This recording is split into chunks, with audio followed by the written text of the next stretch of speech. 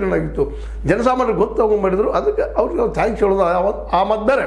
But ಈ ವಿಷಯದಲ್ಲೇ ಅನಗತ್ಯವಾಗಿ ಮೂಗು ತೂರಿಸೆ ಈ ಒಂದು ಸತ್ಯದ ಒಂದು ಸಂಶೋಧನೆಯಲ್ಲೇ ಅಡ್ಡಗಾಲು ಹಾಕೋದಕ್ಕೆ ಬಂದಂಥ ಈ ವ್ಯಕ್ತಿಯ ಬ್ರೈನ್ ಮ್ಯಾಪಿಂಗು ಆಗಬೇಕು.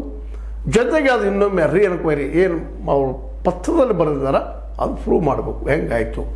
ಯಾಕಂದ್ರೆ ಎಲ್ಲ ಅಲ್ಲದಿಂಥ ಮನೆಗಳ್ರಿ ಒಂದು ಕೂಡು ಕುಟುಂಬಗಳು ಕೂಡು ಕುಟುಂಬ ನಿಮ್ಗೆ ಗೊತ್ತಾಗ್ತದೆ ಏನಪ್ಪ ಅಂತಂದ್ರೆ ವಿಶೇಷವಾಗಿ ಅವಿಭಕ್ತ ಕುಟುಂಬಗಳು ಅಲ್ಲೇ ಇಂಥ ಘಟನೆಗಳಾಗೋದು ಇಲ್ಲ ಅಂತ ಹೇಳೋದಿಲ್ಲ ಎಲ್ಲೋ.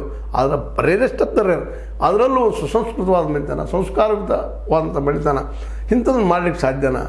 ಮತ್ತು ಮಾಡಿದರೂ ಇಷ್ಟು ವರ್ಷವರೆಗೆ ಅದನ್ನು ಮೂವ್ಮೆಂಟ್ ಮಾಡ್ಕೊಂಡು ಬಂದು ತನ್ನ ಮೇಲೆ ತಾನು ಹೇಳ್ಕೊಳ್ಳೋಂಥ ಪ್ರಯತ್ನ ಮಾಡ್ತಿದ್ನ.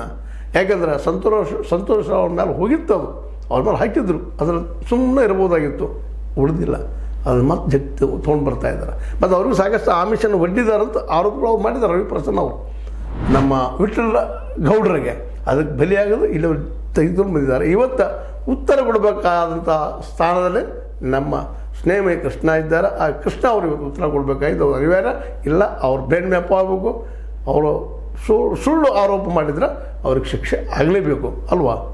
ಹೌದಲ್ವಾ? ನೀವು ಹೇಳ್ಬೇಕಾದ್ರೆ ಅಂತ ಹೇಳ್ತಾ ಸ್ನೇಹಮಯ ಕೃಷ್ಣ ಉತ್ತರಿಸಿ ಪ್ಲೀಸ್ ಉತ್ತರಿಸಿ ಅಂತ ಮತ್ತೊಮ್ಮೆ ಕೇಳ್ತಾ, ಇದು ನಿಮ್ಗೆ ಲೈಕ್ ಆಗಿರ್ಬೋದು, ಲೈಕ್ ಮಾಡಿ, ಶೇರ್ ಮಾಡಿ, ಕಮೆಂಟ್ ಮಾಡಿ, ಜೊತೆಗೆ ಸಬ್ಸ್ಕ್ರೈಬ್ ಮಾಡಿ. React 16 ನ್ಯೂಸ್ ಅರ್ಥ ಸತ್ಯದ ಕೈಗಂಡೆ ವಂದನೆಗಳು.